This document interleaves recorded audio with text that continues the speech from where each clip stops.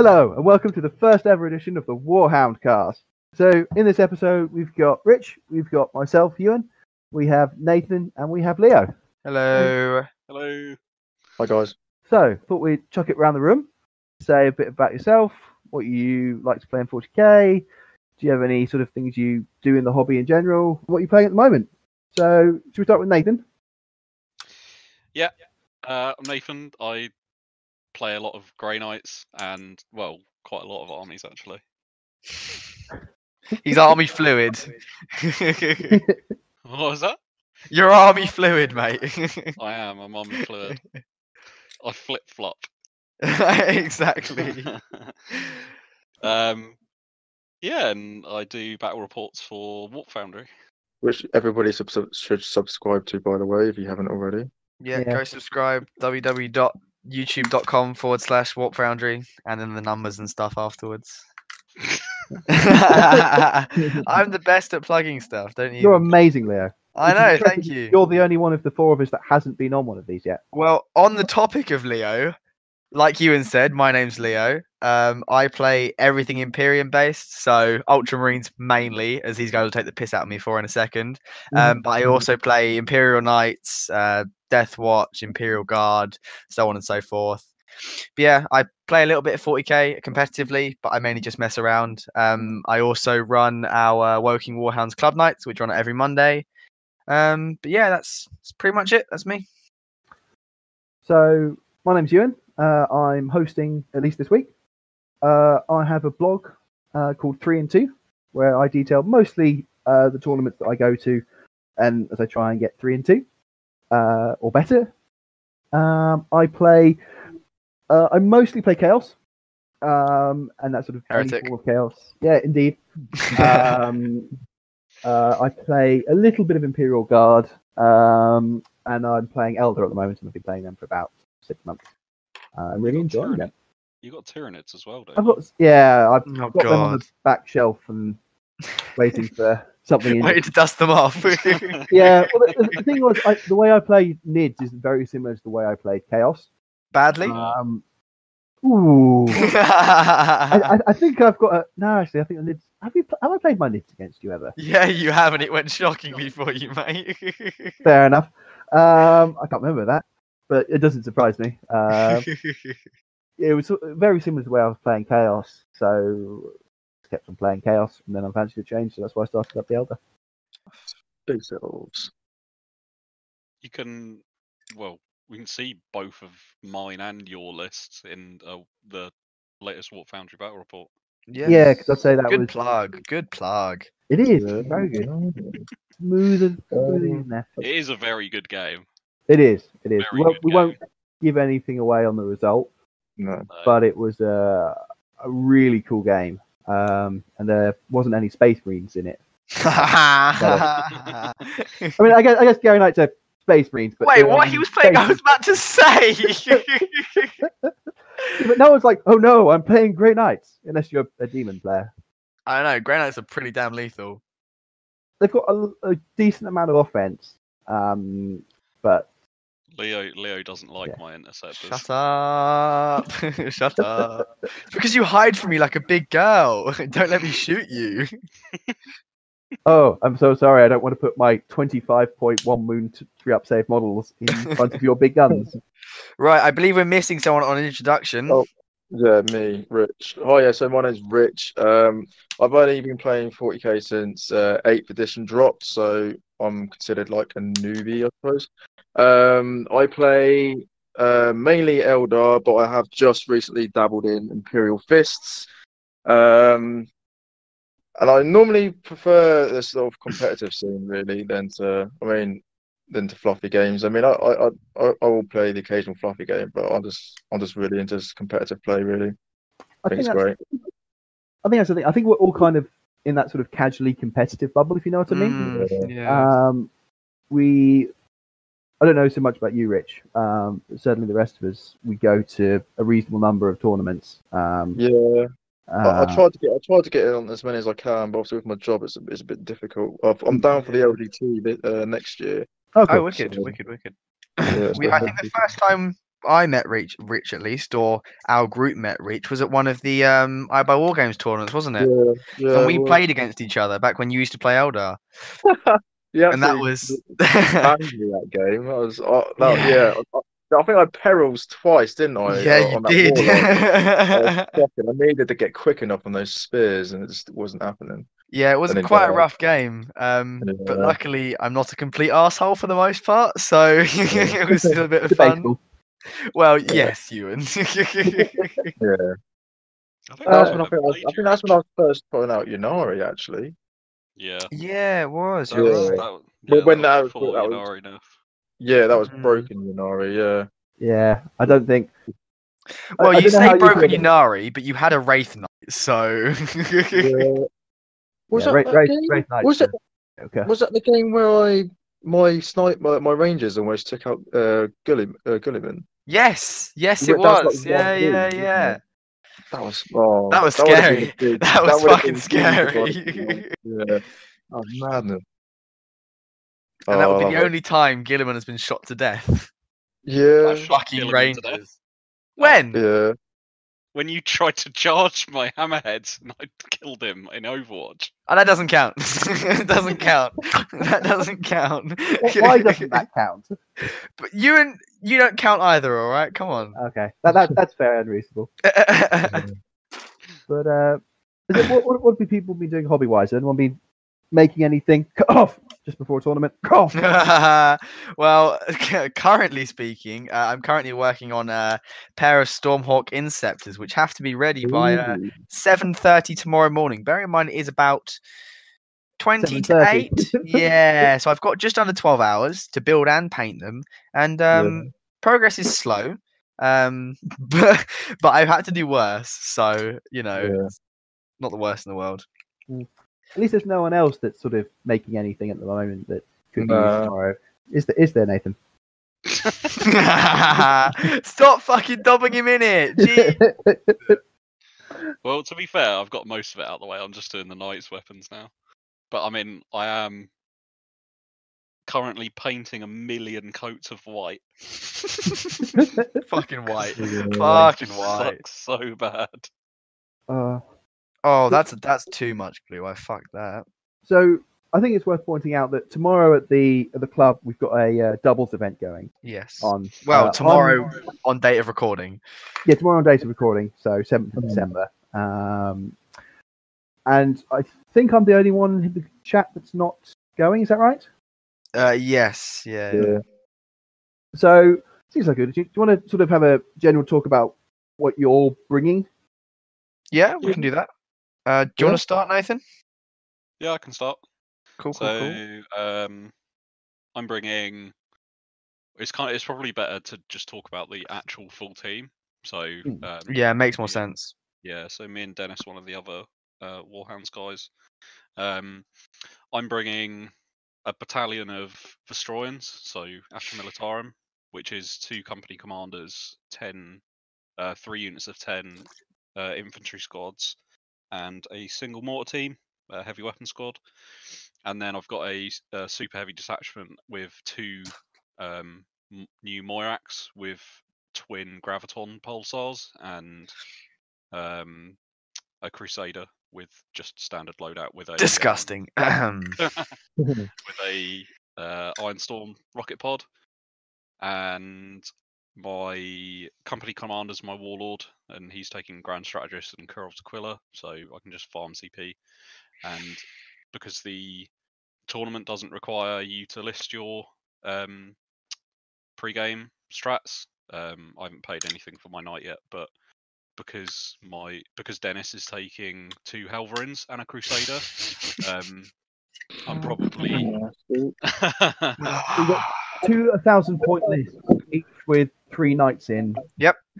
And a loyal, essentially a loyal 32 and a loyal. I think it's a rusty 17. Rusty 17. yeah, Rusty yeah. 17. Yeah, so it's 6 knights. Ooh. And just before we move on from that, I played against it on Monday night. Jesus Christ, one of our closest games we've ever had. They won because of what's it called? Variable game length, which I was very irritated about. Yeah, I mean, your Smash captain did tank like Oh, 8 yeah. turns of a night. Oh and yeah. that is the only reason why it was so close. Should we go over to Leo's list then? Yeah. So basically, I'm running Marines for this, as is my partner Matt. And we didn't really do a lot of prep, to be honest with you. We only had one practice game, just the way I am and he is, I suppose. Yeah, so I'm playing Iron Hands. He's playing Raven Guard, which, yes, I know, disgusting.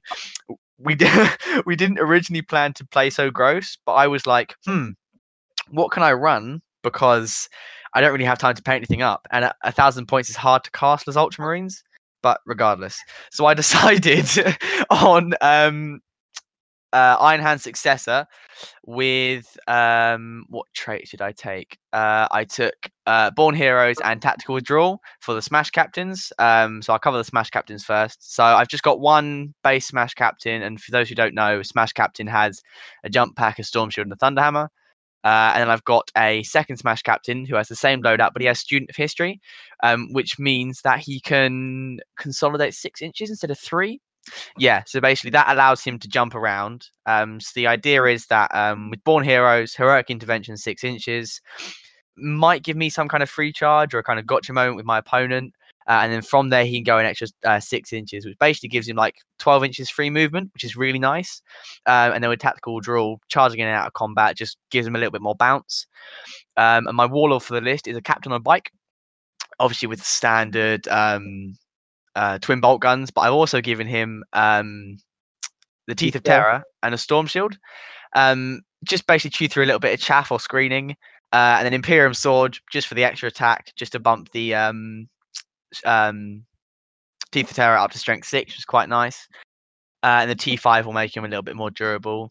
And then the second part of my list is another 3 models, bringing it up to a total of 6. 6 is quite impressive. 2 Stormhawk Interceptors of the same variety, so Typhoon Missile Launcher, Las Talon, and Twin Assault Cannon. And then 1 Storm Talon Gunship with Twin Las Cannon and 2 Assault Cannons.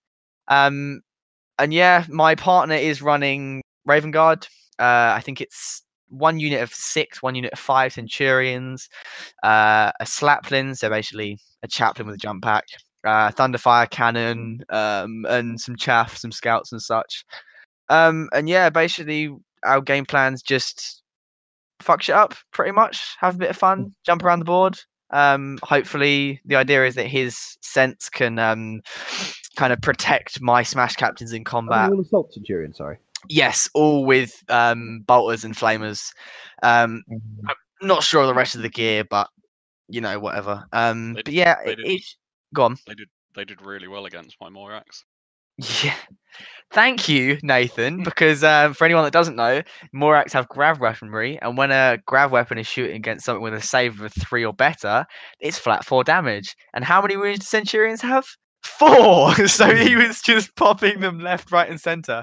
And I said to Matt, he's going to fuck his Centurions up. And he went, nah, they'll be fine. I came back from going downstairs for a smoke. Leo, they're all dead. Great. Good job, Matt. I rolled on the first round of shooting that we got. I rolled 11 shots on 1 Moirax and killed an entire 5-6 man unit. Fucking gross. Are they a 2d6 profile then? Yeah. Yeah. But the thing is, you could have rolled poorly and they still would have killed a fuck ton. Yeah. Strength 6, -3, flat 4 damage. Fucking gross. It's so gross. Moiraxes are disgusting, and they got a points drop, which is just insane. What are you taking then, Rich?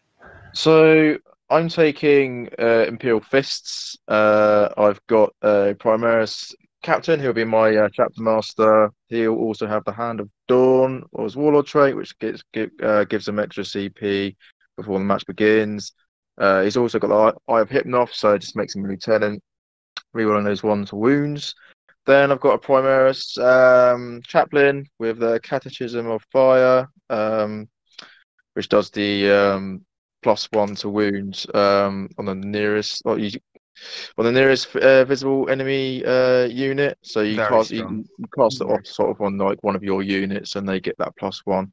So that's really good. And then I've got 3 units of 5 intercessors of Stalker Bolt rifles, because you wouldn't take anything else other than that for Imperial Fists. And then I've got 2 Contemptor Mortis Dreadnoughts with just twin heavy bolters. And as Nathan found out the other week, they're just absolutely mad. And in Overwatch, I think that's where they did most of their work. Actually, was in Overwatch, which was I insane. will point out it was an anomaly, but yeah, Yeah. they're fucking great. Getting those You got sixes exploding hits is just Yeah, you mental. got 6. You hit 6 times in Overwatch, which turned into Yeah, 12 hits. 12 hits. So what happened? No, so what happened was I rolled the 12 shots. I got three sixes. So that made 6 hits. But obviously I was within 6 of my chapter master, so I got to re-roll all the failed hits. So I rolled the failed hits and got another 3 sixes, which then generated another. Yeah, so it's stacked. So I had like 12 hits. That's really good. I think your list looks really strong. You know, it sounds strong. It's a really like nice 1,000-point list for Imperial lists. I really like it. And I think it was perfect for.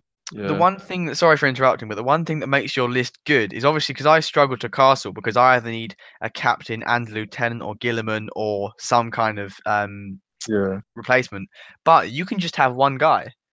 Yeah, to do both. To how many points? For how many points? He's like what's a Primus captain? Like 95? Yeah, something like that. Mark, isn't it?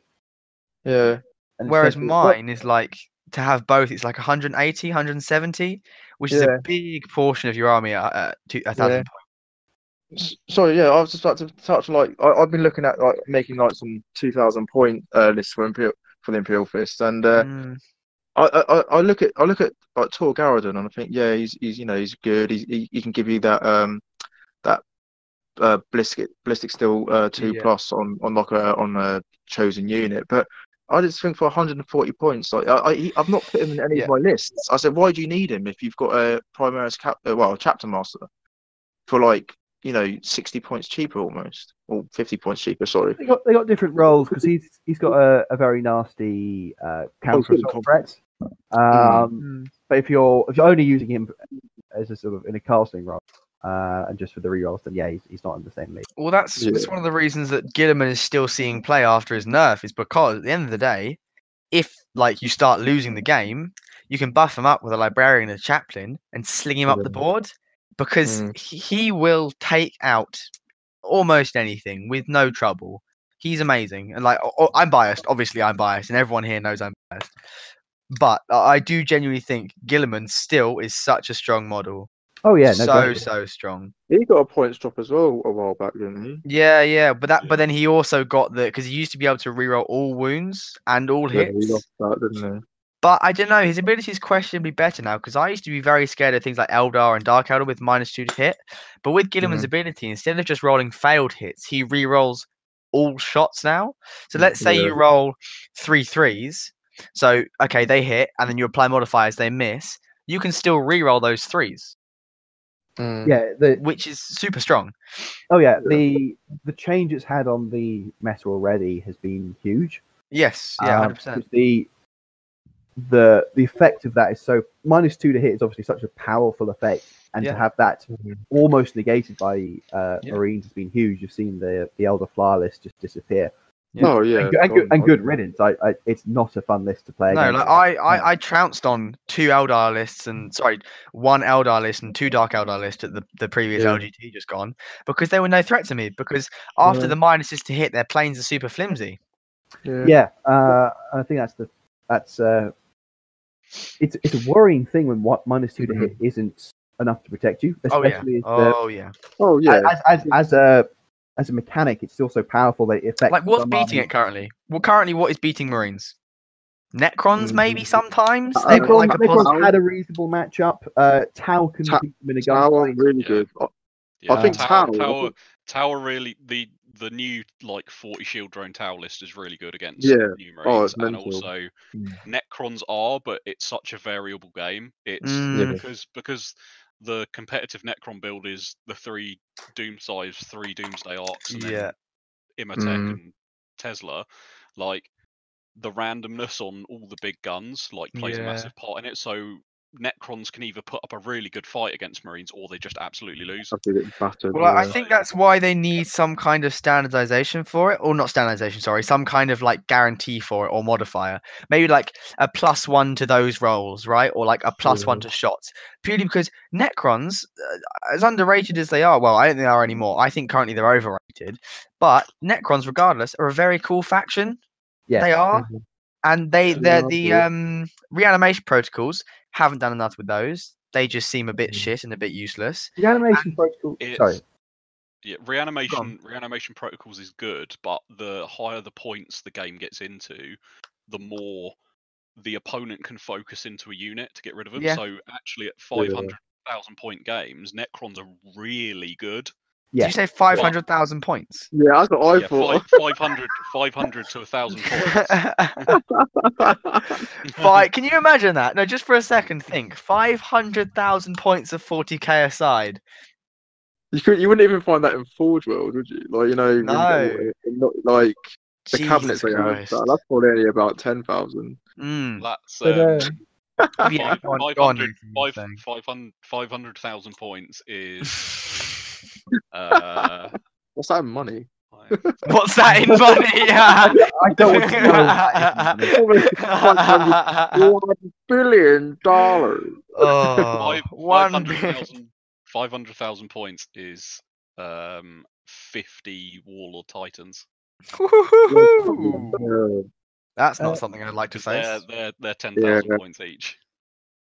Just as an aside, I've got the 40k stats breakdown of the win rates of each faction versus Marines at the moment. Yes, I've seen that.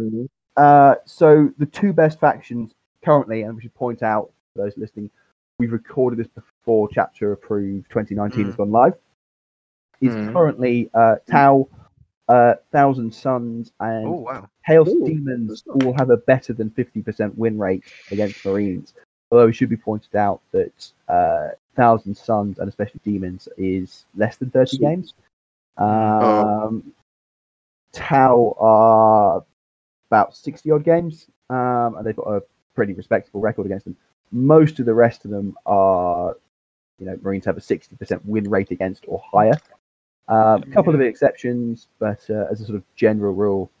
And if you're a Blood Angels player, there's been 23 games, and Blood Angels have won 2 of those. Wow, impressive. I think it's very interesting because the thing is with Marines, like, you know what you're saying about the Tau Shield Drone list works very well against them, right? So someone like Rich's list who focuses on like overactive firepower, right? Mass reactive firepower, sorry. Yeah. I feel like he'd deal pretty damn well with it, He wouldn't, because you don't think? No, so you have 3 units of 8 shield drones which stay hidden, which is what protects the Riptides, and then everything else is just 2-man units. So you physically cannot get rid of the shield drones no matter how much shooting you've got, because the chances of you killing a 2-man unit, like with their 4-up invuln and 5-up feel no pain, are you gonna put like an entire repulsor or like a repulsor cannon into like a 2-man unit of shield drones? And then if you do, the chances of you actually killing one are like minute because of the 4-up invuln. Yeah. So, and they've got fly, so you can't tag them in combat, which is another real issue when you're fighting against Tau, if you can even get to combat.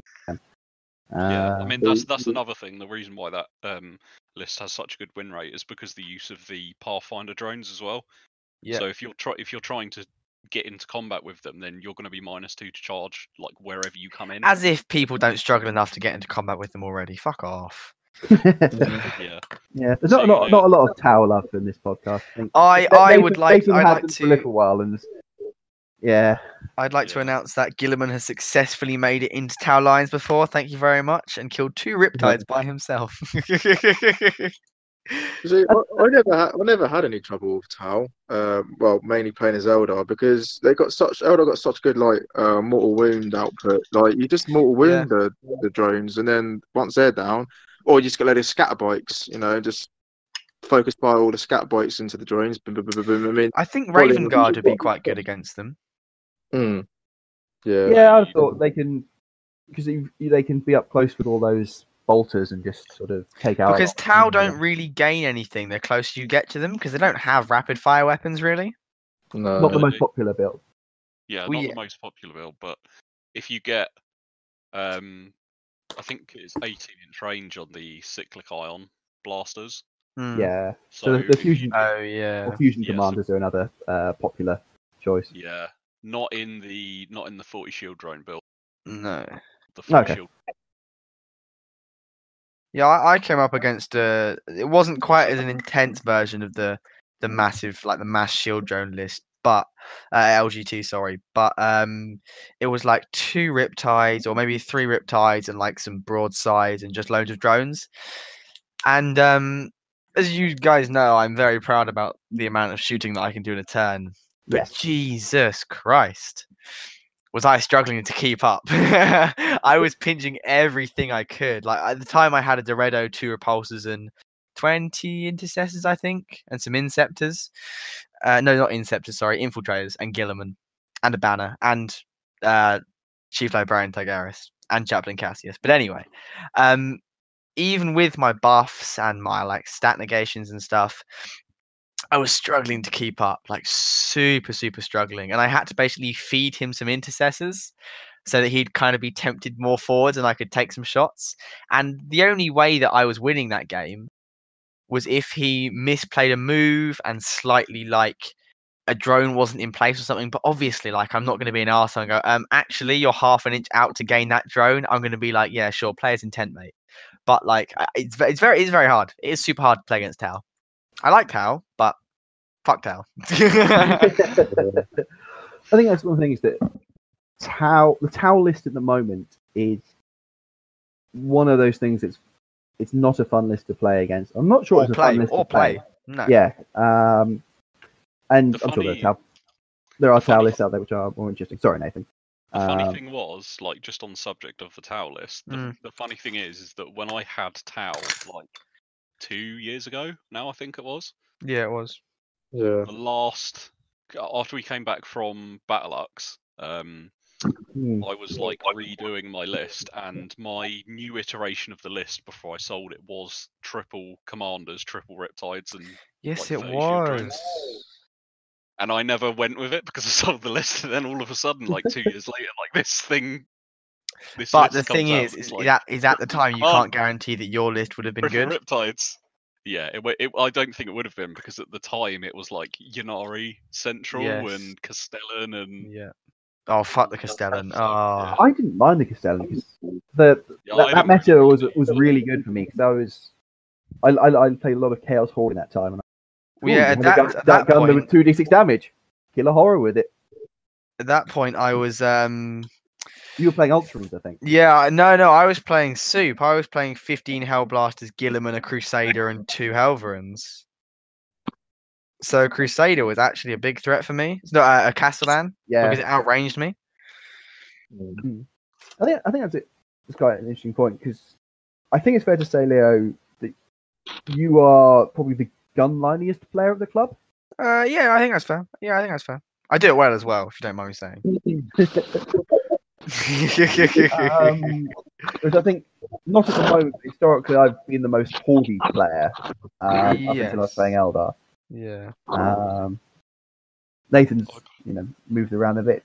He's been the foremost Grey Knight player. Yeah, teleporting so to tricks. speak. Well, yeah, I suppose you could say Nathan's the tricksy player. Like he does combos and Tau and like weird Grey Knight stuff.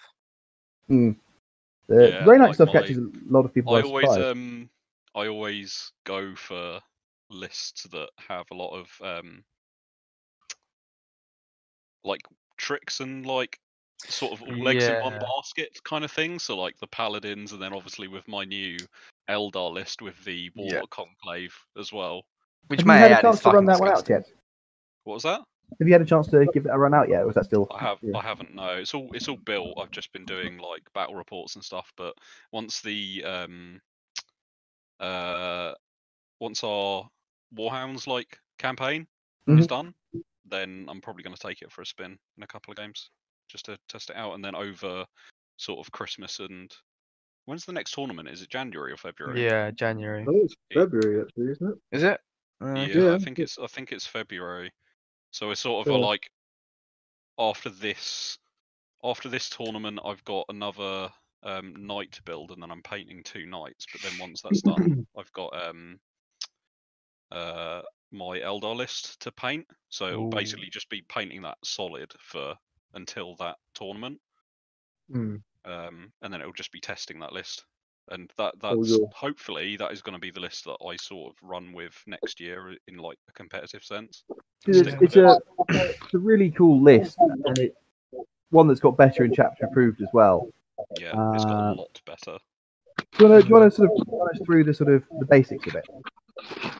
Yeah, so it's a bit complicated with the detachments. So I'll start with the Ulthway detachment. So it's an Ulthway battalion. It's Eldrad and just a normal warlock. Eldrad's there because I need 3 powers from a Farseer rather than 2, and I can't afford in this list to put 2 Farseers in. So Eldrad has Guide, Doom, and Fortune, which basically, apart from obviously Doom, all go on the Conclave to give them reroll hits and also 5 up, feel no pain. And then the other Warlock, it just has Conceal, just to give a -1 to something. Then it's 2 units of Rangers and a 20 blob of Guardian Defenders for like deep striking and Black Guardians and whatever. Gross. And then it's after chapter approved, it will be 3 Wave Serpents with triple Shuriken Cannons. And I think I also have the points to give them vectored thrusters as well. So what I'll probably be doing is advancing them up the board so they also get a -1 to hit, as well as being Ulthway Wave Serpents. You disgust me. Says the Space Marine player. Fuck off. Sorry. And then I've got a Biltan battalion as well, and that's got a Warlock Skyrunner and a normal Warlock in it as well. So the Warlock Skyrunner has Protect and Jinx, and the reason why I've taken a Skyrunner rather than just a normal Warlock is because I use this. The plan is to use this Warlock to cast Protect on the Conclave. So because they're Biltan, I'm spending. Actually, I'm not spending 1 CP. He has my free relic, which is the Biltan relic, which means I can reroll failed psychic tests. Oh, nice. That's really strong. Yeah. So the most important power to get off, really, in this list is Protect and Quicken. So he's got reroll failed psychic tests on his Protect for giving them a 3-up invuln. And then the other Warlock just has Quicken. And then it's 3 units of Dire Avengers with their Exarch power replaced with Bladestorm, so 6 is Explode. And then it's a Siam Han Spearhead with the Autarch Skyrunner. So after chapter approved, he's my warlord anyway, but he'll still be my warlord. Rather than taking the Banshee mask, he's going to be taking the Ignore warlord Overwatch. trait. Yeah, the warlord trait to ignore Overwatch. And then I'm not sure what his loadout will be after that, to be honest. Nova Lance fusion gun, maybe? Yeah, probably something like that. Yeah, because he's already spec'd out with all that anyway. So I think he just loses 1 gun. I think. He's already in my list currently. He's got the laser lance fusion gun and a fusion pistol. So all the guns, all the guns. He'll just drop the fusion pistol and just take that, and basically switch his Banshee mask for the warlord trait. And then I've got my 10-man unit of Skyrunner Conclave, which I just refer to as the Seer Council because that's what it is in the fluff. So they're really expensive at the moment. So at the moment, before chapter approved, the 10-man unit costs 670 points. Wow. So they're fucking steep. they're basically Warlock Skyrunners, all in the same unit. So there's 10 Warlock Skyrunners in one unit. So the first rule that the Skyrunner Conclave have is the more Skyrunners you have in that unit, the more psychic powers they can have and also cast. So because I've got 10, they know 3 and can cast 3. Wow. So what they have is Enhance, which they're going to cast on themselves to give them a 2-up BS in combat, and then also Protect and Jinx as well, so that they can jinx whatever they're moving up to. And then they can just cast Smite as well. So I was going to replace their Smite with Witch Strike, which is +2 damage, but that was FAQ'd that it doesn't work on the Conclave, so I'm just going to take Smite, because the other rule that they have is if there's more than 7 of them in the unit, when they cast Smite, it's always D6 mortal wounds as well. That's good. Which is quite good for sort of quickening moving up, and then if you need to clear a screen, you can smite into the screen and potentially just clear They've it. they've all got dual shuriken catapults, don't they, as well? Yeah, so they've got all of them have dual shuriken catapults, so it'll be 40 shots with the shuriken catapults, and obviously with guide re-rolling everything. So they're basically like their own Guardian Defender bomb, and also. So I'm paying is it 5 or 10 points each for the singing spear? So basically, they've all got singing spears. So I think it's 5 points a model. I could be wrong. yeah. So they also have 10 shots with the spear. The spear is it will be hitting on 3s, re-rolling everything because of guide. Hopefully, if the psychic power or the combos kind of go off, then they always wound on 2s no matter what it is. So it'd be wounding on 2s. There's no minus, but you're trying to look sort of in this list your chip damage. You're comboing Jinx into that so that it kind of gives them a pseudo -1 AP. Right. And then the damage is D3 damage. So It's not bad. Yeah, it's not bad for sort of plinking stuff off. So they get 10 shots, and then the singing spears in combat, because they have 2 attacks each, so it would be 20 attacks, hitting on 2s, re-rolling everything, wounding on 2s because it's a singing spear, and then again, there's no minus, but you're trying to get Jinx off on them, and then it's D3 damage again. Wow. So the main point of this list is that the wind, is it the Windrunner? Yeah. Detachment, yeah. Yeah. So I'm making the Siam Hand detachment the Windrunner detachment for Vigilus. So the problem with this detachment is that the one of the stratagems is really overcosted. It's 3 CP to make all of your ranged weapons AP -1. So that it's really like. Is that for the whole game or? No, it's just for the shooting. It's a turn, I believe. So it's 3 CP to do that, which is pretty ridiculous, to be honest. It is even worth aura effect, I think, so it can affect multiple units, but it's still. Yeah, it's quite expensive. But the other stratagem is you can, as soon as you fought, you spend 2 CP and you can just move again and advance if you want to. So wasn't that already a thing? No. Yannari could do something similar. Yeah, to that, Yannari could do stuff like that. But the problem with the Windrunner detachment is it doesn't affect Aspect Warriors, so you can't take Shining Spears as this, which generally is people's only like bike melee option in Eldar. So so you can use it with like an Autarch, so you can charge an Autarch in and then spend 2 CP and just move again and basically move them out. But because the Warlock Skyrunner Conclave isn't a Aspect Warrior unit, they can use that stratagem. So the idea is that they charge in, but they shoot, do tons of damage to either infantry or whatever, and plink some wounds off with the Singing Spears, charge in, do tons of damage with the Singing Spears, and then just move again and get out of there. So then you can obviously just keep doing that over and over and over again. So I'm interested to know. So you said there's basically 30 psychic powers, right, in that unit. Do you literally mean that they could, if they wanted to, take every psychic power in the book? No, they have 3 psychic powers. So in the unit. not 3 psychic powers per model. Yeah. No, Three just psychic powers per model. It's 3 psychic powers for the unit. Okay, cool. So yeah, okay. Because I was just saying, if they were counted as separate units, that's like 30 odd smites. Yeah. No, Yeah, they're Yeah, but still. their smites are the crap ones though. They only do like the one mortal Yeah, But wound. they've still, got, if you got 30 of them, They've it's got just Destructor. Yeah.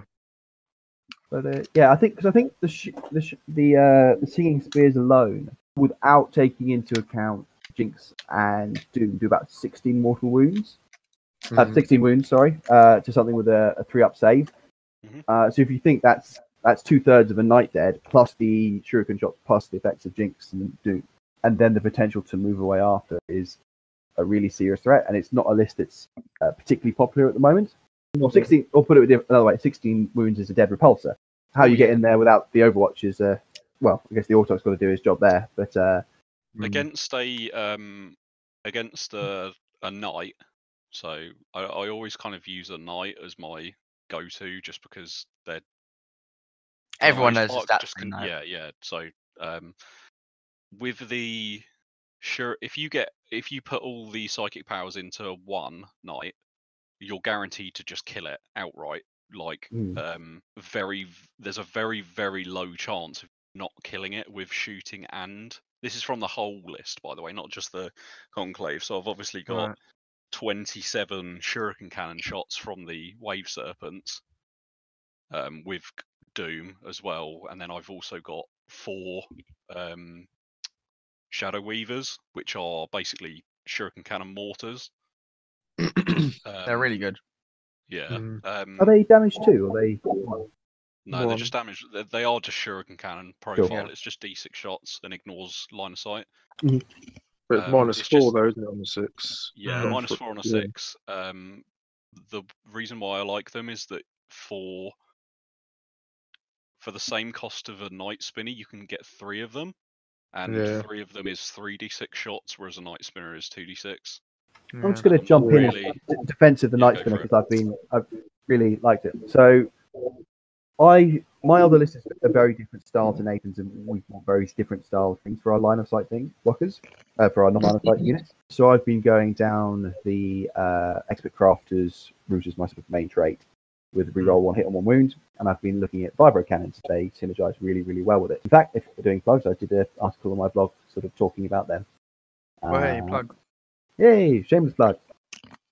Ewan's excellent Eldar experiments, episode 1. The excellent has a question mark after it for reference, but yeah, and I think, and the reason I put a Night Spinner over a support weapon is I've maxed out on my support weapons anyway, but also the Night Spinner is a grav tank with fly, and my list is very vulnerable to being wrapped. It's obviously not a concern for Nathan's list; he's much more likely to be the aggressor. But having something with fly that is quite cheap, I think it's 112 points for a Night Spinner. Yeah. That Also, can, it comes with like a twin shuriken catapult as well. So like if you do get deep struck, you've got like that extra sort of kind of firepower, haven't you, to back yourself up. yeah, so it's putting about 11 shots in Overwatch, which is pretty handy with both guns. I think it's very circumstantial, though. That's the thing. As a unit to help provide a bubble in front of me and stop deep striking charges, which my list is very vulnerable to. If things get to the vibro cannons, there's no real way for them to free themselves.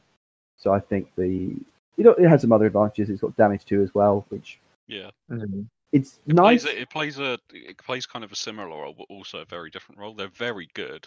Yeah, well, it depends, doesn't it? Yeah, I'm not saying they're not very good. I think they're both excellent units. It's a really interesting comparison how two lists prioritize one over the other. Yeah, my list is more a priority because I'm spending so many points on the Conclave. I kind of need to fit in those sort of niche roles at a budget, if you see what I mean. And for my list is not a list that I've kind of spec'd out for playing normal Eternal War missions. It's very much an ITC list because the Conclave very much relies on the line of sight blocking terrain. Yeah, because obviously when I get out, I want to be out. I don't want to just be in the middle of the battlefield or sitting in a building where the other person can see me. So Oh yeah, and just so everyone knows, so at our club we played at the bottom floor of terrain blocks line of sight. It's just something we've done for a while. So if we talk about anything in reference to that, it's what we mean. Yeah, and we try and do a sort of general Crosstrain, the sort of LGT 2019 setup. Yeah. There's sort of 2 big L blocks in the middle, and then craters around some line. Well, it just works. That's the thing. It works really nicely. Yeah, I like it.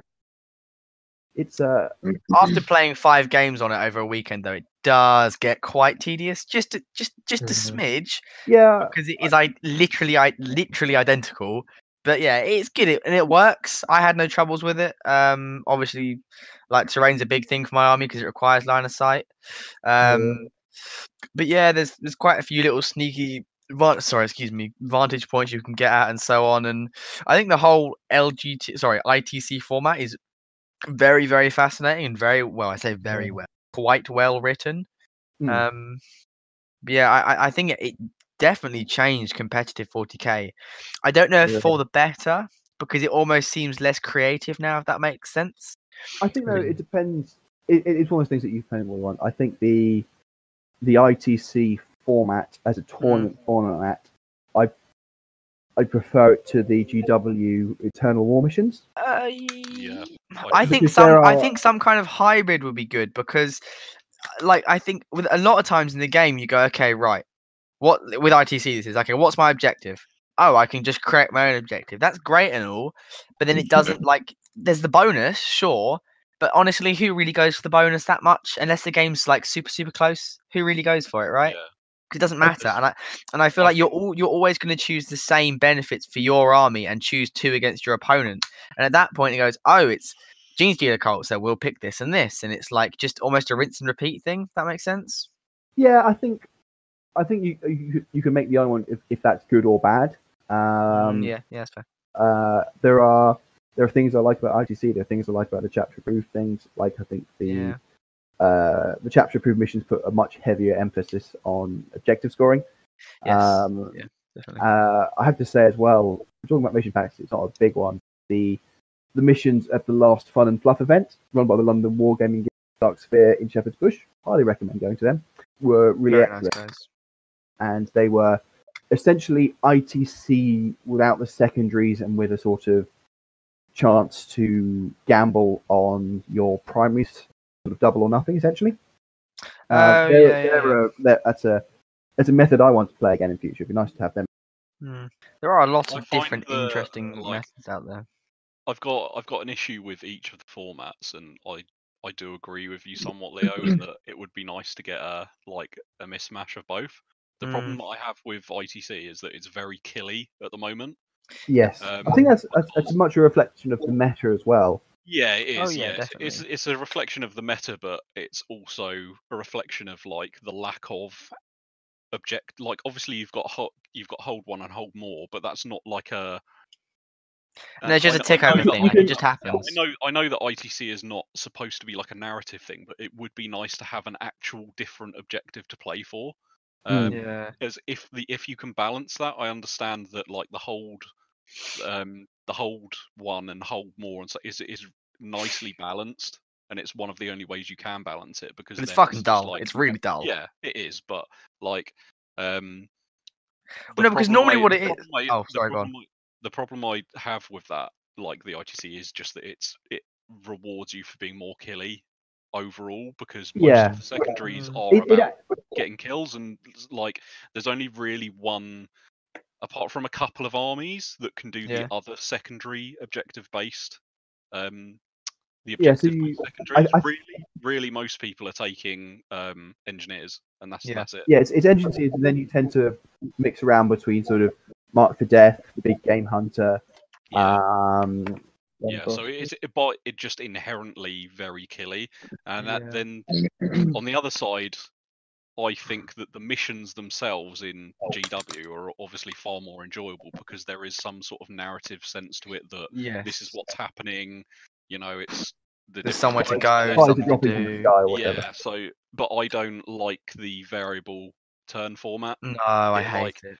It really, like, you can play a game absolutely like like, let's say you were playing a game against an opponent, and the opponent was just playing well, making like average dice rolls, and you were playing absolutely perfectly, but your dice rolls are absolutely crap.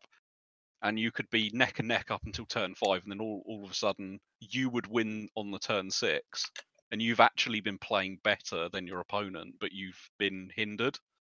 But you would win the turn 6 over like outplaying them, and then the game just ends. Yeah. Yeah. So I think it can work in the opposite way as well. You know. It does. Yeah, it does. Yeah, you could be winning the game, and then Yeah. you could be losing the game, and then get a point, and then all of a sudden the game ends, and it's like, well, you can't come back from that. I think personally my bigger problem with the GW missions is there are some very mission specific things that vastly affect how you would build your army. So the biggest one is the Null Zone mission. Oh god, it's very, very bad for like demons. Everything? Or Harlequins as well. Yeah, or Harlequins, yeah.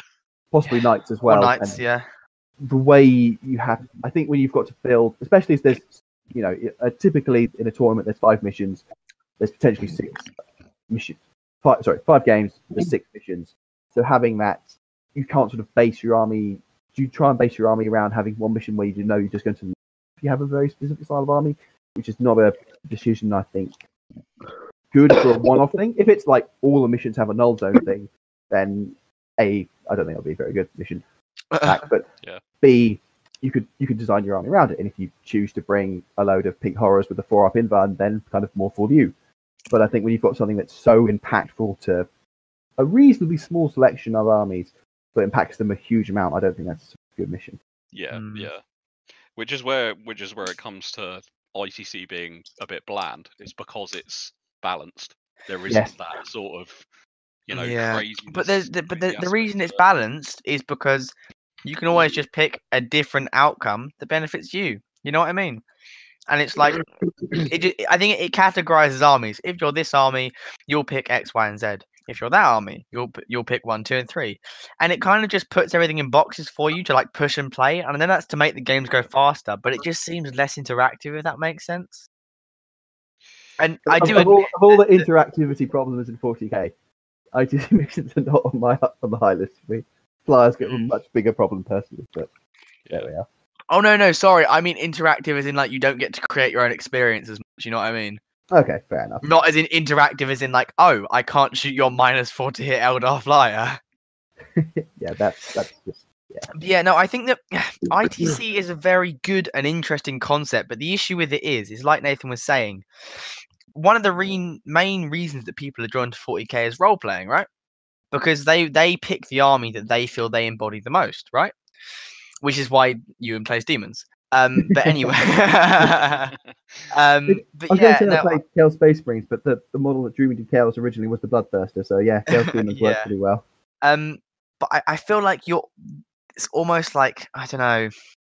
I feel like the quality of gaming on a competitive level, yes, it's better, but on an actual game sense, it doesn't feel as rich. And I knew, like, after a weekend, I've only ever gone to one proper ITC tournament, but I felt after one weekend of gaming on those tables, it was just fucking like, oh my god, I wanted to rip my eyes out. Was that LGT this year? Yeah. Yeah. I didn't have masses of fun with that one, but that was more due to the list I brought. I brought 3 Chaos Knights, 3 Discordants, 3 Spawn, and Arrowmen. Oh yeah, I had some real good fun at the tournament. But I just didn't like my list. It did very well. I got onto table 10 in the final round before losing to Andy from D6 Evolution. But yeah, it wasn't a fun list, and I've had way more fun with my older since. Yeah, I think that the whole list, I just didn't for various reasons.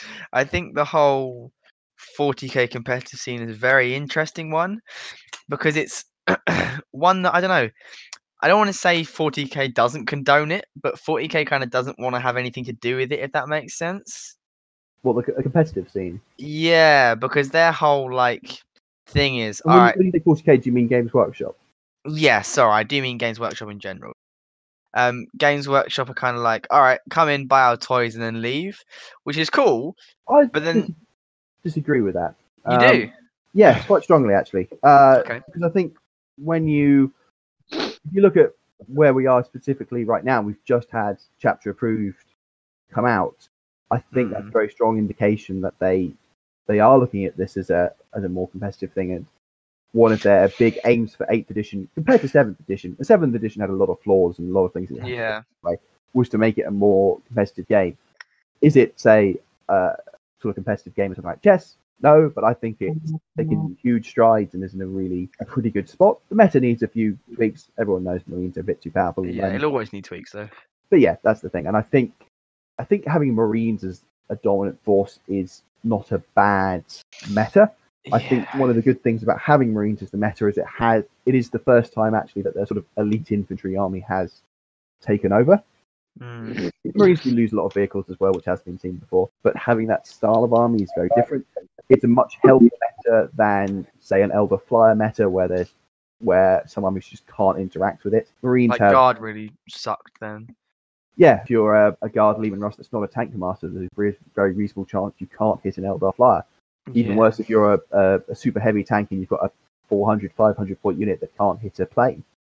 Yeah, like I think with Marines, they've got their own issues. The meta they've really made assault armies really struggle. You look at what's happened to Jinx Cult as a prime example of that. But they always struggled against the thing is Cult. Sorry, not Jinx Cult. Tyranids never going to win against Space Marines. Most assault armies that aren't like super tier, like Jinx Cult, flat out won't win against Marines. I think that's the thing. The question is, I think there's two problems in that. Assault is in a very tough place. It always has been, though. Not always, but certainly in the past few editions it has been. Yeah. And it has to be a very specific unit with a very specific role to be a combat unit. I think this is quite an interesting topic in itself, but the sort of, if you look at it, there's no like mid-tier combat units that exist. No. It's cheap chaff or very high damage. That sort of middle ground isn't there. Yeah. Actually, on the topic of combat armies, so obviously, as we know, there are combat armies out there like Gene Stealer cults and like I don't know, Tyranids, like demons, that all have a relatively okay fire output, right? Like Hive Guard or mining lasers or Chaos Dreadnoughts, right? Yep.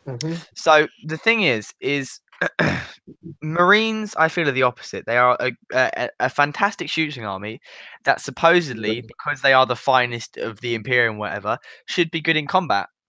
But they're disgusting in combat. You can give a unit of intercessors like 70 attacks in combat if you try hard enough. Yeah, that's the thing. Because I remember the first game after the Marine book came out, I was playing you there. Yes. You remember it was my Plague Bearer list. That was a fun game. That was a good game. Against your sort of Ultramarines castle. Mm-hmm. Without going into the specifics too much, I was essentially outshot and outcombated. Yep. I won through fluke and the fact that we had to call the game short. Yes. If it's gone on long, you'd have won, there's no question. But that sort of situation to be in is a very scary prospect. And I think that's what makes it dangerous, where you can get an army like Raven Guard, who is supposedly a combat army, and don't get me wrong, they're very good at it, right? They're super good at being in combat, right? But when you throw something like Centurions in the mix, and I don't really want to talk about Centurions too much because everyone's talking about them. Oh, look at them, they're so broken, whatever. But when you do throw something like Centurions into the mix, it's just like, I just don't get it. Like, I don't understand. Like, sure, make Marines good because everyone loves Marines, right? Well, maybe not everyone, but most people like Marines, right? Make them good, cool, that's really nice. But don't make them grotesquely broken, because currently, what's the worst Marine chapter, do you reckon, at the moment? Black Templars, probably? Right, Black Templars. At the end of the day, they still get access to most of the other shit that Marines get, right? So, Angels of Death, Doctrines, whatever, right? Yeah. They're still a good faction, and they beat, 60% of other factions still? Oh, yeah. I think the Black Templar list in a non-Marine game is still a very high powerful list. It won't be seen in the competitive setting because other chapters are currently much better. And once again, I everybody's talking about Iron Hands and whatever and Raven Guard. But I think the fact that I actually discovered this earlier today, because I didn't know this, because first time I've always played with Ultramarines, right? With Marines, I kind of don't want to curve to the meta and whatever, but I've been coerced by my partner for this tournament. Shut up. But yeah, I just find it really fascinating how, fair enough, Iron Hands move no penalty for firing heavy weapons, right? Mm. But the fact that when they're on the Devastator Doctrine, they get reroll ones to hit. I don't understand that. Okay, sure, Iron Hands, they're good, whatever, but that's not right. That's not right. Before the nerf, they had so many ridiculous buffs, like we worked this out. rerolling ones to hit, ignoring heavy weapons, the Ironstone reducing damage on everything, and and Overwatch as well. Yeah, like 5-up invuln to everything within 6 I think we should say a massive thank you to GW for not doing their normal wait and see for this and having a sort of an emergency FAQ for that, because that could have been a really, really terrible method for a long time. It got to a point where I seriously considered that they had just forgotten to give them Vect as well. They had the anti-psychos. Sorry, Rich. They had the anti-psychos stratagem in there just for reasons, apparently. Yeah, so they had anti-psycho, they had serpent shields, they had 5-up invulns, they had Overwatch, ignore heavy weapons, Overwatch from 5s, Overwatch from 4s? double wound bracket for vehicles. Yeah, and it's just absolutely crazy the amount. It would have been very funny if they had given them Vect as well, just to. Yeah, I wouldn't have been surprised though. I would have just been like, yeah, sure. It does make you think, like when they're all sitting there and they're writing all the the new rules or whatever, and they've just finished the Iron Hands and they look at it and go, yeah, that's good, no, that's not broken. I reckon they were on crack. Sorry. Most of the it's quite well known that most of the rules writers for GW are like beer hammer gamers. I see. So the rules are very much sort of written with the intention of kind of being fluffy for the person, but also just being cool. You see what I mean? So it can go both ways. It can either be just really lackluster or just crazy overpowered without them even thinking about it. And like what a couple of the guys at Frontline Gaming, they are the GW playtesters, and before the supplements even came out, they not leaked, but they basically released a statement saying that they did tell GW about the overpoweredness, but GW just ignored them and went with it anyway. So you can think of that what you want, but like it was brought up by external professional gamers, but obviously it wasn't listened to until it came out, and then whatever happened. And I think GW deal with things as they come, don't they? Well, to be fair to them, they've got a lot better at it over the years. 8th edition, as comparing 8th to 7th, is just. But a lot of people don't like 8th because they feel it's too simplified because they played 7th. I don't agree. I'm playing devil's advocate. I don't agree with that. Yeah, but I think 8th has less rules and more depth. Yeah. But yeah. I mean, I've only been playing since 8th, but a lot of people who I've spoken to that have played prior have said that 8th is the best. Like, it's more balanced than the rest of them. Yeah, and I think that's something that's worth keeping in mind. If you look at a top tier, if you look at the difference between top and bottom, might be say 10% up and down in 8th edition. So sort of the top armies are at around 60%, like Marines. The bottom armies like Nids are around the 40% mark. If you view that back as 7th edition, it was probably closer to 80-20. Or even 80-0 in some cases.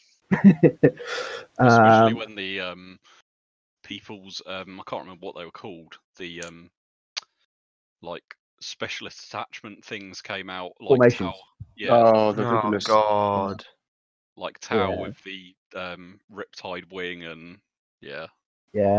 So I think it's fair to say that GW's rules have missed the mark with Marines. They are more powerful than they should be. The meta, even now it's adapting, is still struggling to cope with them. but I still think it's worth pointing out that it is much better than it has been in the past.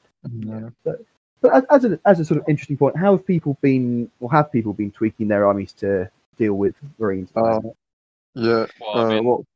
that's the whole reason why I'm bringing 2 Moirax to the tournament tomorrow. Well, Mine's just- as a Marine player, no, go on, Rich. Sorry, go on. No, I was just gonna say, my philosophy was this is if you can't beat them, join them. You know. Yeah. But the thing So is, I was gonna do. No, God. Sorry. No, I was gonna say, like, it's funny because I had the idea of starting Imperial Fists a while back, way before they were, I can back him on that. Yeah. Actually. Yeah, I remember you saying it in the chat. Yeah, and because I thought, oh, I've got Eldar, they're quite top tier. I thought, oh, it'd be nice to do like a sort of army that's not so good. And I thought, I want to do a Space Marine army. What's not so good in Space Marines at the moment? Like Imperial Fist, nobody plays Imperial Fist. I thought, oh, I'll do them as like my sort of like kind of like fluffy type army, if you like. And then all of a sudden, like the new codex, the new subs came out, and now they're like top tier. I was like, oh, brilliant. So everyone's gonna think I've just popped onto the bandwagon, but Well, that's so obviously Ultramarines were the first ones to get their supplements, and I've played Ultramarines since as long as I've been playing 40k, and I've if I've been playing another faction, they're normally souped in with Ultramarines, right? Don't ask me why. My Ultramarines are painted green. That may be heresy, but you can fuck off for a start. But it was such a shame because when the subs came out, and I was obviously playing Ultramarines, like 8 out of the 10 opponents that I played up against who didn't know me were like, "Oh, have you hopped on the bandwagon?" I'm like, "No." Like, I always write my own lists. I was one of the only people at LGT to use Gilman. Like, There was a lot of talk on Reddit when Iron Hands first. Iron Warriors. Whoa. when Iron Hands first came out, there was a lot of talk on Reddit of people that had been like long time Iron Hands collectors. Yeah. That had just said, "I'm just not going to play my army because I genuinely feel bad for like playing it." Yeah. Yeah, there was a lot of sort of Iron Hands hating. Another group I'm with, there was a sort of reasonably new player, I believe. He was kind of getting quite embarrassed about the fact that he played Iron Hands, and that's not a good position to be in. Sort of army shaming people, as it were. But we've never had that, like, because I think me and you have had a few conversations about it, haven't we? About how the meta, one of the most dominant armies of all time was Eldar Flyers, right? But you never felt.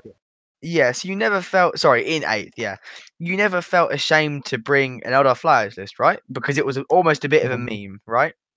But I've seen people genuinely being like angry. Oh, I fucking played against 3 Iron Hands lists this weekend. Like, chill out for a start. It's because Eldar Flyers, they're like bullshit. Yeah, and it was like you can't really blame people who played the like 9 Eldar or whatever number of Eldar Flyers it was in that list, because Eldar at the time, so like a few months ago, I think it was like 3 or 4 months ago, the meta was in a position where not really any other Eldar list was good, viable. This was just after the nerf to psychic powers. Yeah, the Yanari nerf, and also the nerf that you can't use psychic powers in other. So Doom and Jinx don't work with Drakari and exactly. So basically, Drakari are really good mono. Harlequins are not very good mono, and Craft Worlds are a decent medium tier list. But what came out of that was the 9 Eldar Flyers, and you can't blame Eldar players for being pigeonholed into that list being the only viable list. I understand. No, I know the point that I'm about to make. I understand the reason why people were so upset with Iron Hands is because it was all broken. Everything. Like, there is no way around it. It doesn't matter what you took in Iron Hands, it was broken. Whether it was repulsors, centurions, flyers, dreadnoughts, like flyers.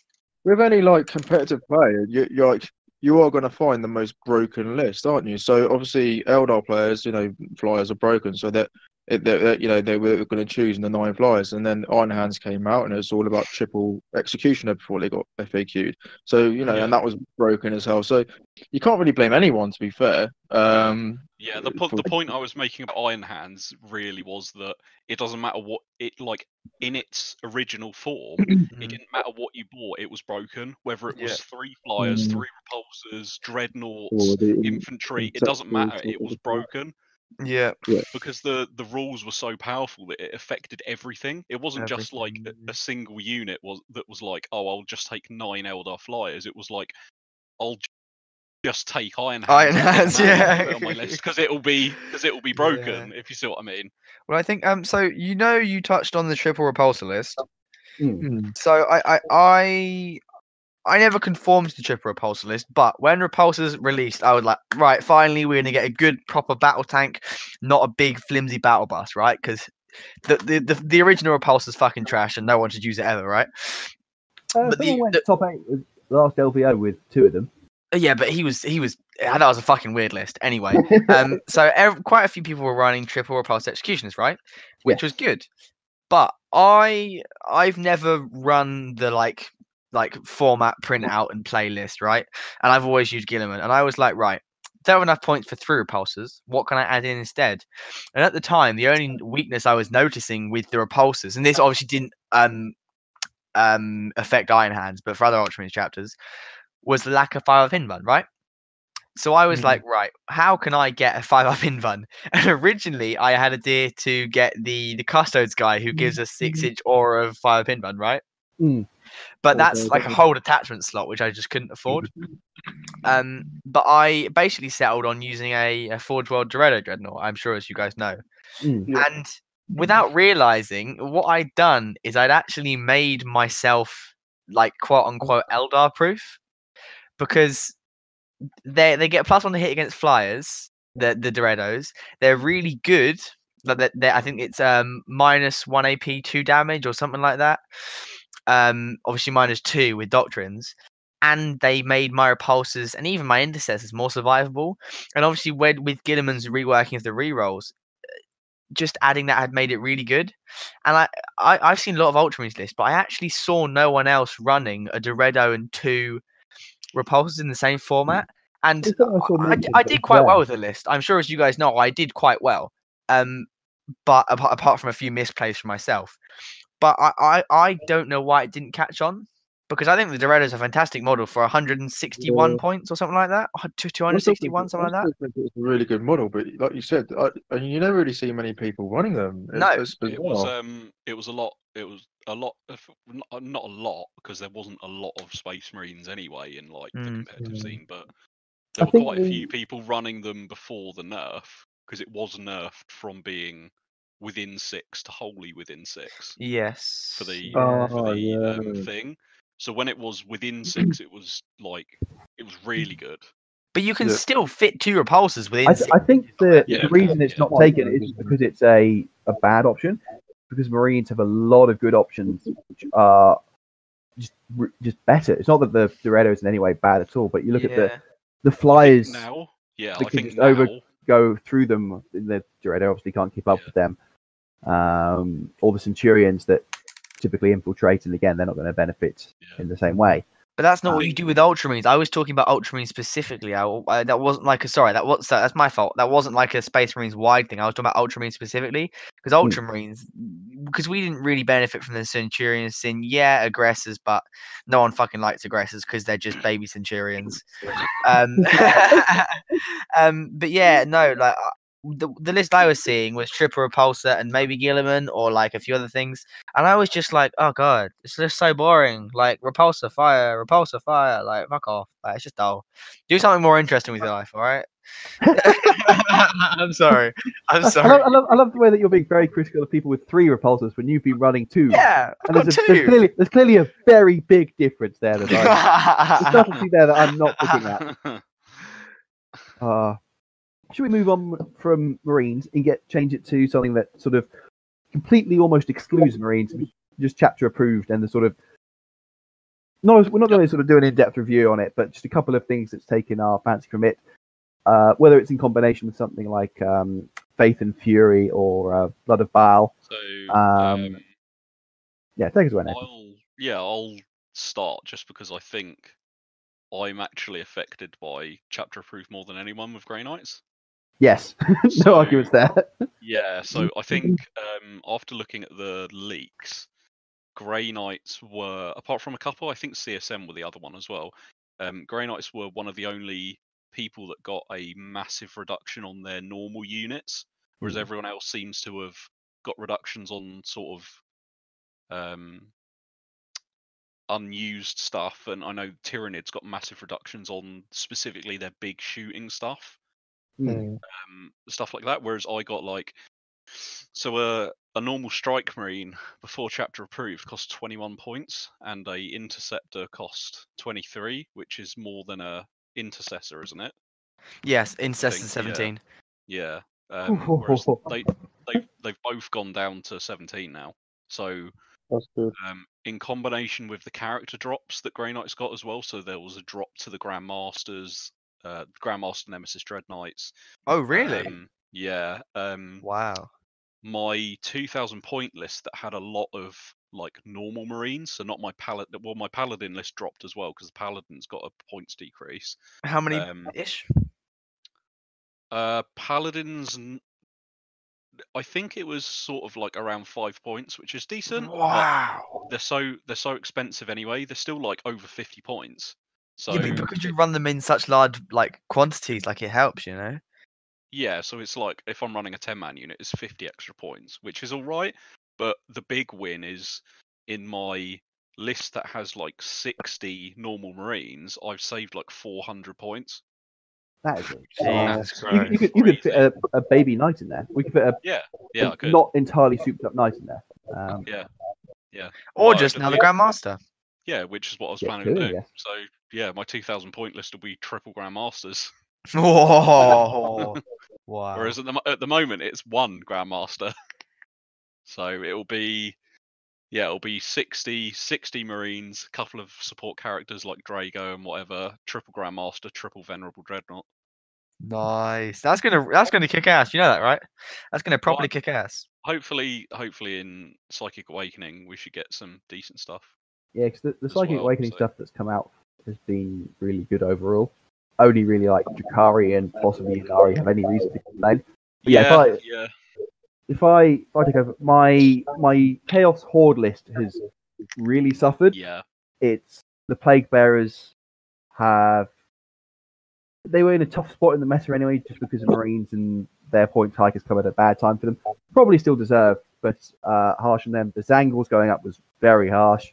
And the Thousand Sons Princes going up has made that list, which was a sort of a decent meta list before the Marines came out, has become quite weak very quickly, both because Marines both because the points drops as well. It's a shame, but it kind of expected as well.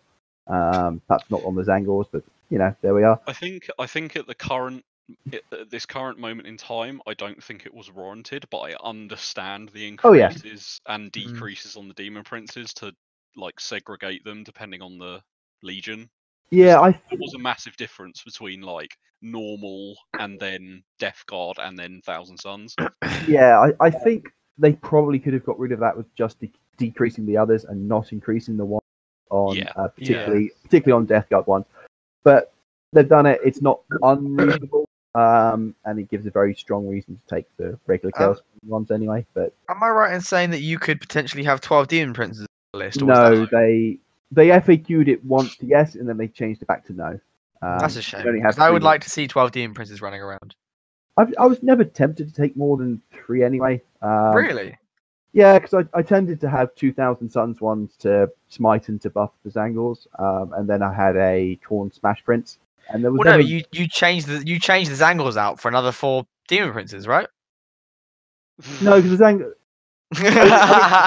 you could do that if you want to try and reinvent a meta from 6 months ago. Then feel free. But no, because I'm not a heretic.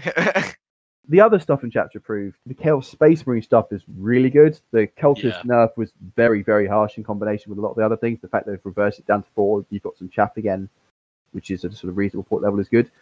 I didn't think it was enough the points drops, but when you take it in combination with Faith and Fury, suddenly Chaos Marines look really interesting. I don't think they're top tier, but I think they can They have can't be next to competitive. regular Marines, can they? Yeah, but I think the fact that now the stuff is there that they can have a competitive build is really Yeah. good, and I'm really excited to run Chaos Marines again, which I haven't been for a long time. I love playing against Chaos so Marines. Absolutely love it. So this Uh, affects my Red Corsairs as well. So Yes. there was not a single. Actually, I think the Dark Apostle is the only one that didn't receive a points drop in my 2,000 point. No, he went down as well. Did he? He went from 100 to 72 to be in line with the So- Space Marine Chaplain. Actually, Wow. every single unit that I have in my Red Corsairs was dropped. What, including the Oh, yeah, the 'cause the discos? The discos didn't go down, but their Bell Flamers did. Yep. Oh, and right, I was- okay. By a lot as well. It was 20-point decrease. I thought it was down to 20. I didn't think it was 20 point drop. Oh yeah, it was down to 20, which Oh, means okay. So I think it's a 10-point drop, yeah. roughly. Yeah, because That's I was still 30 Have a look. points. You were running through, weren't you? because I was running them with autocannons before, just because of the price difference and the fact that they were a melee unit and the shooting was a bonus in my view. But I'll probably try and see if I've got the Bale Flamers somewhere around to check them on. I've always found the Bale Flamers to be really good. Oh, the Bale Flamers are good. You used them against me, Ewan, I'm pretty sure. I'm pretty sure yours had Bell Flames when we played. Possibly, but the list I kind of settled on, and the one I ran at LGT was autocannons. Yeah. Just because they're cheaper, and half the time I was advancing and charging with them, or trying to anyway. So I didn't care about the gun, although I said advancing, but I think the Bell Flame is an assault weapon. But Yeah, it's 30 points at the moment for a Bell Wow. Flamer, so 10 points drop. yeah, Disco Lords are good. And the Eldar had a mixed time of it overall, but the list I've been running recently all went down. So I wasn't the Crimson Hunters. Everyone was aware from a mile off that they were getting nerfed, and I'd been dropping them out of my list anyway because they didn't deal with Marines very well. No. And unless they went first, which is a problem that the list has in general. But the fact that I've been moving to Vibro, and I really like the Wraith platforms, Wraith Seers and Wraith Lords in particular. Yeah. And the fact that they synergize so well with Expert Crafters, I've been moving to them anyway. And so the fact that they've come down a couple of points, not a lot. I think a lot of people have had started dropping Eldar flyers anyway because of the restriction on flyers rumors. Yeah. Yeah, there was a lot of talk that Obviously there's going to be a rule of 3 on flyers. Yeah, but obviously that hasn't come about at all. But it is not yet. It is something that if they, I think it would be interesting in the future to have like a 9th edition theory. What we'd like to see, but I do think the way flyers interact in 8th is fundamentally bad for the game. Yeah. 100%. And the fact that whenever you get a flyer that's sort of halfway decent, it gets spammed or taken in 3 of, and the way it interacts with deep striking and assaults is just not fun. Do you think we could see a 9 Marine flyer list? Do you reckon that's something we could see? I've played against a 7 Marine flyer list already, and I've played against a 6 Marine flyer list in a different tournament. So what about 3 Stormhawk Inceptors, 3 Storm Talons, and 3 Xiphon Inceptors or Xiphon Pattern Fighters, or whatever they are? I don't think we'll see the full the 9 list, because I think Marines have got other good options, and I think when you go that heavy, you do put weaknesses in your list.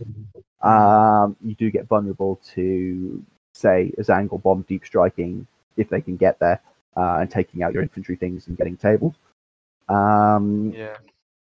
So, or probably GT levels would be better for that. But just before because we're talking about chapter approved points drops, and you were talking about your Eldar. So my new Conclave list, which I was talking about earlier. The Conclave has dropped 10 points off each model. Oh, wow. So you've got 100 points you've saved. Yeah, so my list has already dropped 100 points, and then with other drops with Warlocks and stuff like that. That's another like 10 points there, isn't it? Do you know what Ultramarines got? I can basically fit another Wave Serpent in my list. Yeah, that's mega. That is. So, do you know what Ultramarines got for chapter approved? Yes, the actual boss went out. The what? The Forge World Super Heavy tank. Oh, sweet! No, Australians. yeah, Australians. Pretty much, absolutely fuck all, which is fine because we never get anything in chapter approved. But I, To be fair, I Actually- think you can count your blessings that Marines didn't change, because if Yeah, they had changed, yeah. they wouldn't have been taking the points down. Trust me. yeah. Mm. So you know you mentioned the Australis. Yes. So I actually looked at it because it's funny actually because it is the equivalent. It has the equivalent firepower of 3 repulsor executions, right? Which first of all I think was very interesting, but before it was just over triple the price. Mhm. So now it's double essentially, isn't it? really, Well, it's about 600 points, and It's a 600 point base. 600. I Holy think, shit! and I think where that gets scary is again in Iron Hands when you can Yeah. give it the Iron Stone. Yeah. There Gross. was a lot of talk online when the Iron Hands nerf came in with the restricted Ironstone that people were talking about getting the Astraeus because obviously you can still Gross. target it with the Ironstone.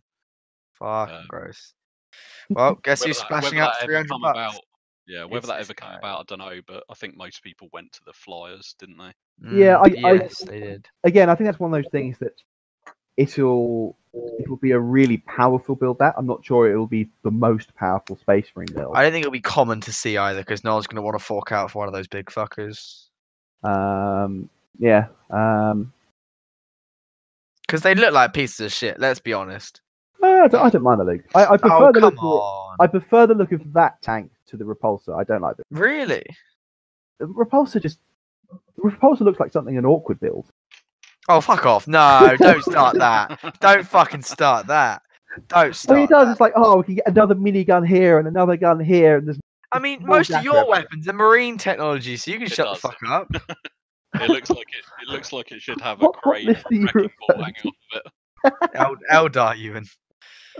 Yeah, all those bright lances that look just like Imperial weapons. Imperial tech, mate. Everyone Yeah. makes their weapons from our shit. 'Cause I it's mean, the best fact that shit. the Eldar predate their stuff by what 10,000 years plus. Nah, that's just heresy. You're just talking heresy now. In fact, 10,000 years would be 30k, and yeah, Eldar were still using the same technology then, so way before then. Yeah, unless you're a Necron player. So hi, Dennis. I don't think you can say anyone the Eldar have copied your stuff. Yeah, the Imperial stuff definitely was after Eldar. I mean, I'm pretty sure there are some aspect warriors out there older than the Emperor, but that's besides the point. I mean, Eldrad is the oldest one I'm aware of in the fluff because he was around in the sort of 30k and was responsible for a lot of the events of the heresy. There's no way he's 10,000 years old. Yeah. That's like older than me. What the fuck? He was. Yes, 10,000 years. He's a lot older than you, Leo. I really hope. Yeah, I'm actually 50,000 years old. So don't Okay, think you guys. well, that just raises all sorts of questions. Yeah, I'm sure there must be an elder person that's older. I can't think of one because, yeah, Eldrad was quite heavily involved in heresy I'm and gonna Google. stuff. Yeah, if only there was some sort of source of information. Kane was he? Well, he was Elder God, so Yeah. I don't know if any of the Dark Eldar would have been. I just Oh, yeah. can't think of a reaction to Slanesh, so I suspect they're. Asdrael Vect might be. Yeah, What was that word you just said? Vect. Ah. The strategy obviously is familiar. because Vex probably died about 15 times and been cloned and things. So. Oh yeah, well, like this isn't like mortals, but a lot of greater demons date back to like Yeah, like when Necrons were around. So yeah, That's true. That is true. Yeah, because they're sort of in the Old as 40k fuck. universe.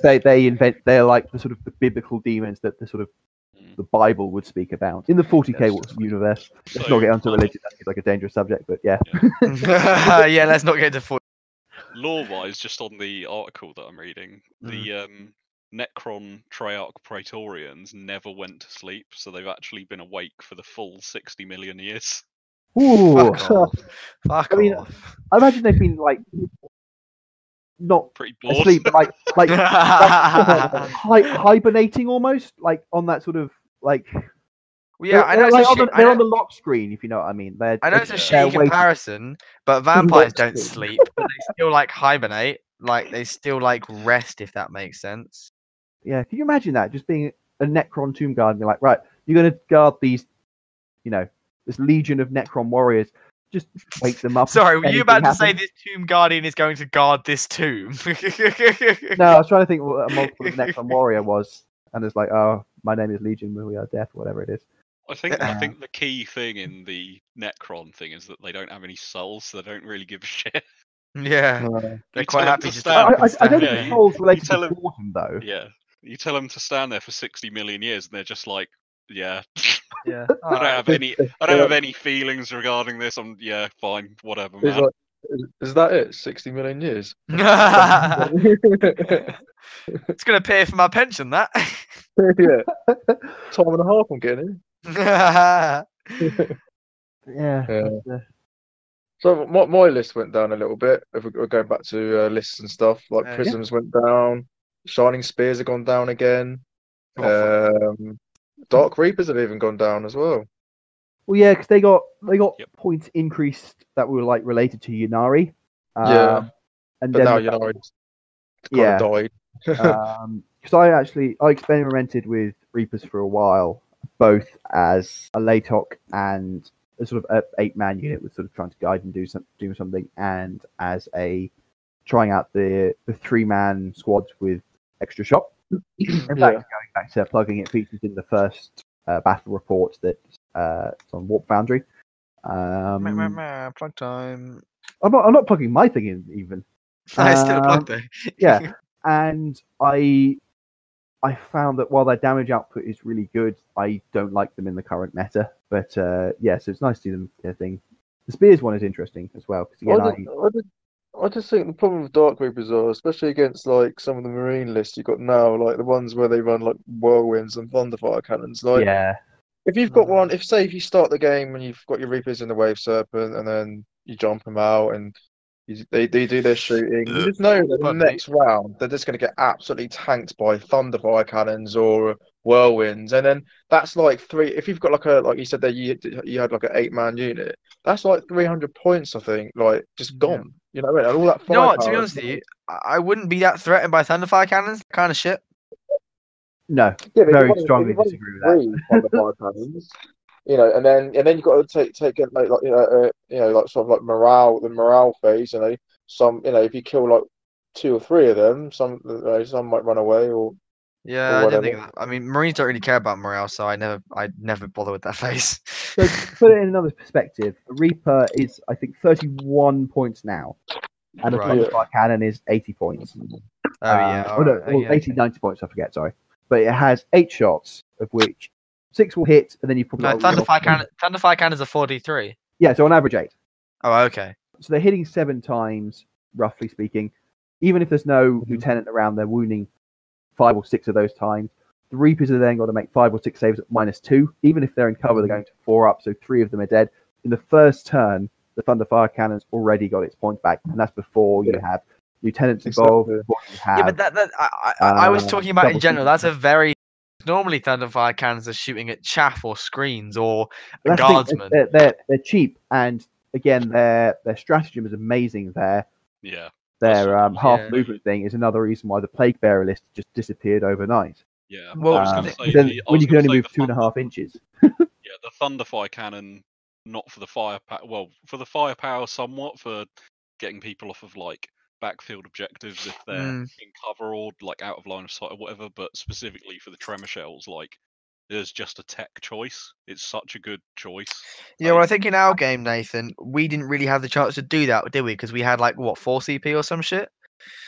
It wouldn't have mattered if you'd done that anyway because No, I mean like the firing you twice came- and such. Oh right, yeah, but like the tremor shells and stuff like that, like you coming halving our movement wouldn't have really made a difference because you had to come to us anyway. No, well, that's bullshit. We could have just sat in the middle for the whole game. But anyway, no, it's not the point. Let's not argue Yeah, about the but results of the game. that So what I is- mean, Fight! shut up. No, because my main point was right with the movement thing is so when you came out and your knights all came out, if we had a tremor shell one of your knights, it would have made it harder for you. Why? It might not have impacted because you choked Why? yourself in the corner. Yeah, but even if you half them, like the only I don't think knights it that were works on blocking. knights, the half movement. I think it's only on infantry. Oh, okay. Yeah. Okay, yeah, argument's null and void then, doesn't matter. But yeah, I think that yeah, it's interesting because like you're saying earlier, Ewan, about how 8th is kind of this simpler but more in-depth version of 7th with things like stratagems. I think that stratagems have I don't know if they changed the game in a good way or a bad way. Like I feel like instead of stratagems, you could just give models more rules because stratagems has turned the game into like a deck builder now, basically. Because I remember before I don't remember what it was, but before you could, pardon me, basically turn up to a game with like 3 Imperial factions and have like 250 cards you rock up with and be like, give me half an hour to sift through these. Like it's, interesting. I'm a big fan of what strategists have done. I think the disadvantage of giving things extra rules is sometimes you want the thing not to have the rules. So, as an example, if you think of something like Chaos have Endless Cacophony, where you can double shoot a unit, you don't want every unit that has. You don't want to say every obliterator unit to have the potential to do that. Yeah, but you'd have like some like activation cost or something like that. You know what I mean? I mean, if there's an Instead activation of just a cost, card, then why not? Then the CP would be. No, but I don't mean a CP. Like something you have to do in game, like with the Nurgle, like get 1 kill, 2 kills, 3 kills, 4 kills, 5 kills, whatever. Something like that. Like I don't know, move 2,000 inches in a game. I mean, Warhammer Underworlds Shadespire. Yeah, but who gives a fuck about Shadespire? Well, just as a comparison. Yeah, no, I know. It has a thing where each unit essentially has a veteran status, which has a specific objective to accomplish. So, for example, the dwarves in the thing have to sit on an objective for a turn. If they do that, they get more powerful. Okay. So I guess you could have a way to do that. So if Tau shot a particular unit out of cover or whatever, or if you've got 5 hits with marker lights or something, then they could be like, okay, cool, then I get +1 to my ballistic skill. It could be a different way to do stratagems, but I think each of their pros and cons, and I like what stratagems have done, especially if you can use them as sort of as patch notes, as it were. Yeah. So if you look at if you look at the faith, Psychic Awakening in general, it's served as a sort of Codex 2.0 for a lot of factions without having to redo 100%. The Codex. And if you look at what it's done to, say, my Eldar build, it's gone in a very different direction as a result. It's the Chaos things look really cool and certainly look like there's some stuff worth experimenting. Nids looked completely useless. I think they were. They're always fucking useless. Grey Knight's the weakest faction. I don't think this will push them to the top, but I think there's some really cool stuff in there which allows them... I've never thought the Grey Knights were the worst faction, you know? I think it's people are too dumb to play them. Nathan plays them fucking brilliantly. They were the worst faction until they got Shock Assault. No, but statistically. Yeah, they were. I think as well... Statistically, before Shock Assault and Bolter Drill, Grey Knights were the worst faction. Yeah, but I think that's because people didn't know how to play them, not because they're a bad army, right? I think Grey Knights had a lot of problems that... Well, of course. Made it hard to play. I think what Nathan does is he obviously takes a lot of the better units and is very good at the army, and the way he plays it is very different. But Nathan plays very intelligently. That's the thing. He doesn't play like I do. I play, there's a thing that I need to kill. I'm going to kill it because I have enough guns to do so. That's my thought process, right? Like if 40 Plague Bearers are running at me, I'm not going to tend to run at you. I'm just going to shoot you in the face, right? But Nathan goes, right, in 4 moves time, that's going to be dead. So I need to kill that. Or I need to kill this before that. And then the next turn I kill that. Or in my case against me, just fucking hide everything. And he knows that he's got me in a stalemate because I cannot do anything. Like there was literally nothing I could do to win that game. I think the thing is, though, that if you talk about Grey Knights like teleporting tricks, other factions can do that as well and are more forgiving. So Genestealer Cult have a lot of a similar sort of deep strike thing. Death Watch have they've got a lot of sort of teleporting tricks as well. Yeah, but Death Watch is shit. And they've got a higher power level than Grey Knights. They've got more offense and often a lot of times more defense. Think of a Death Watch. They've got I just think I think I'm blowing my own trumpet a little bit here, but I'm quite I'm not completely and utterly knowledgeable about every army, but I'm quite knowledgeable about the normal strategies that other armies take. So I can always sort of go, well, your army composition's like this. You're obviously going to use this strategy. Like, you know, in like our game, Ewan, the way that I deployed my knights in a line and then just completely blocked out all your deep strike and then kept my Grey Knights 12 back to move forward the next turn and then etc. And the same with you, Leo. I knew you were going to castle, so I could just teleport behind buildings and sit there the whole game. Yeah, and I couldn't do anything. Able to do anything. Yeah, no. Exactly. Which, so... to be fair, first of all, fuck you. It's a really boring game. But no, I think part of that is you're renowned again, as we said, as a gunline player, and this sort of keeping a castle. And I do think sometimes you'd be better off playing a bit more aggressively. But yeah, sorry, continue with your point. Yeah. So the thing is there were it's quite funny actually. There were several points in the game where I thought, right, okay, this turn I'm going to be more aggressive.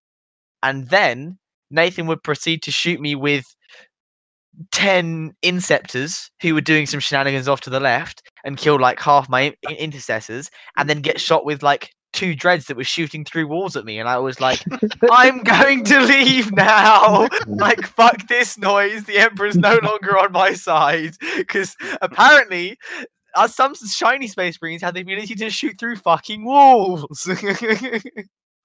I think Grey Knights do have some tricks to them, but of course. Astral. If there is one thing that is good about Grey Knights that I don't believe anyone else has, is the ability to just give a unit shoot through walls. Yeah, line of sight. It's fucking. Yeah, broken. I can't think of that. Did you know that that used to be friendly Space Marine units, not friendly Grey Knight units? Really? Yep, just like Might of Heroes used to be friendly Space Marines units. So, well, if we ever rewind time 12 months, you can go and take those. I'm telling you, Nathan, we should have done it. So take a repulsor executioner and then just make it shoot. so because I know that a lot of people don't know about us, but anyway, so me and Nathan had a brief discussion about doing a doubles tournament at one point, because we realized that I could cast my psychic powers on his Grandmaster Dread Knight, but then obviously that was patched and stuff, and you can't interact with other chapters now, which is stupid, I think, but whatever. And I think it's a real shame that we didn't do that, because my stock standard shooting ability and Nathan's tricks, I think, would have been a really nice combo, because you would have either had to. There's 2 ways to deploy, right? Normally, so you either deploy hidden, or you deploy very like, okay, I'm standing here, you can't move me. But if you stand still, I can't, and basically saying try and move me, I'm going to shoot the shit out of you. But if you hide, Nathan's then going to be able to make ground up and just fuck you up, basically. So I think it would have been a very interesting combo. It's kind of how my it's basically how my soup list plays anyway. Because I've got the knights for the shooting, and then I've got the Grey Knights for like the shenanigans. Yeah. That's why I love using that list, because it's so versatile in what it can do. I can't remember what else we were talking about. I mean, that seems like a pretty good place to wrap up there, I think. Yeah. So, do you have any final thoughts they want to have? Plugs, replug everything. Nathan, plug your stuff. Foundry.com. Yeah. Richard, do you have anything to plug? No, just Foundry.com for Nathan. get on it, subscribe. Leo, you had a sandwich shop you wanted to plug? Ha, very funny. Ewan's got his podcast, as you are listening to now, hopefully, and his blogs over at Euhan1, EUHAM1. Yeah. .wixsite.com/32. We'll try and put some sort of link in the show notes. Yeah. And obviously Monday nights, Woking Warhounds. Look us up on Facebook. Very friendly, big group of players who get together and talk about stuff and competitive play and fluff, and we run leagues and stuff. But and it's not just 40k at the club. We do have some AOS. We do, yes, AOS and Malifaux. A general games club, you could call it. Yeah, 40k is certainly the focus, but it's not the be all and end all. Yes. Well, thanks everyone for joining. Thank you very much for having us. Thanks. And we'll see you maybe next week. Who knows? No one knows. Bye. Goodbye. Bye. Bye.